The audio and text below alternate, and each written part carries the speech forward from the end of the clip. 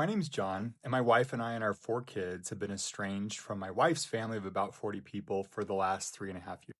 As we've been looking back over the 3.5 years and even the time period before, we've been sharing some stories and some lessons that have been learned from that experience. And one of the craziest things that happened for us during our estrangement period, actually, it happened about a year into it. Around midnight one night, our dog started barking, and I looked outside and saw a group of kids running through our yard. And it was most of our nieces and nephews. They had been at a sleepover at Grandma and Grandpa's house after a family wedding that we, of course, were not invited to.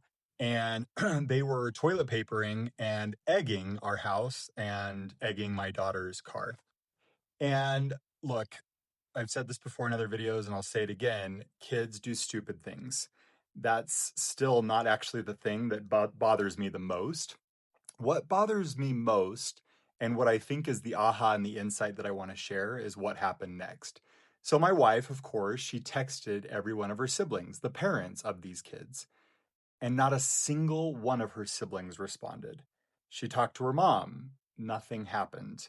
I ended up reaching out to her dad, and his response back to me was that he defended the kids. And so at one point, I even asked him, okay, just so I understand, would it be okay if me and my family came over to your house and egged it while you were out of town? Just because it's fun. I got no response back from him. And that is the lesson. Healthy families aren't defined by never making mistakes. Healthy families are defined by accountability when mistakes happen. Kids make bad decisions. Their brains haven't fully developed. They're learning.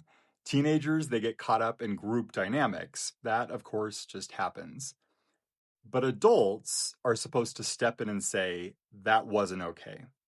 And instead, everyone protected the group. Now, this also all happened before we even started talking online about our experience. This was just during kind of like this estrangement period. And that's one of the saddest things about unhealthy family systems.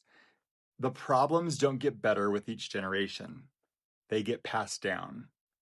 These kids are learning what the adults model.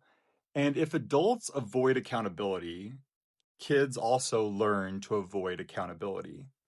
If adults bully people into compliance, kids learn to bully people into compliance.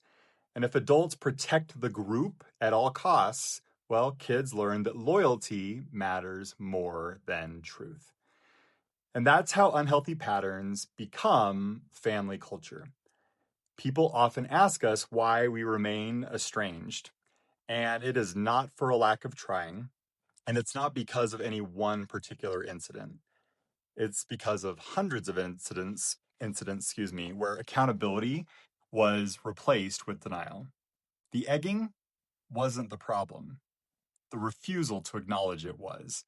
And when nobody is willing to tell the truth about what's happening, nothing ever changes.